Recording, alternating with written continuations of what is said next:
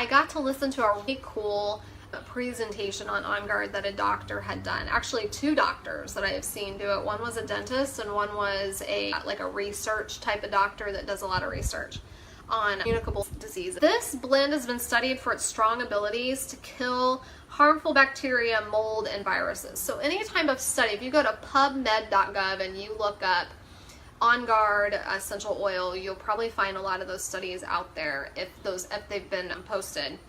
And it can be diffused in the air to clean and purify the air, or it can be used to spray on surfaces.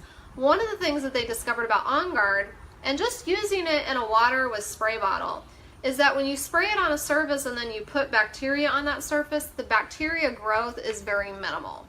So what that told me is I can clean my floor with it, and when my baby was crawling and scooching all over the floor, the chances of my dogs tracking in things like E. coli and parasites were less likely for them to actually flourish on the floor where the baby is putting in his hands and then putting in his hands in his mouth. You can use it orally, so you can swish with it. It's really good for things like abscesses, any other kind of infections. One of the things I love doing is swishing with it and using my water pick, and then my mouth feels really fresh.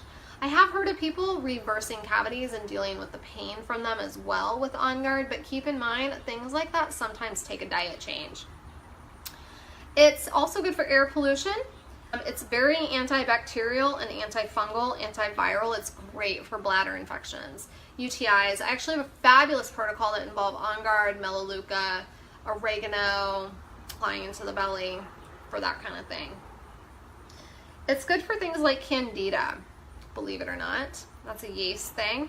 Chronic fatigue, cleansing, cold sores, colds, coughs, flu, gum disease, halitosis, hypoglycemia, which is something I used it a lot for when I would kind of spray a little bit on my tongue, and it helped so that I felt a little bit better. The infections, lupus, mold, mono, MRSA. Actually, On Guard has been known to kill more strains of MRSA than traditional cleaners that they use in hospitals.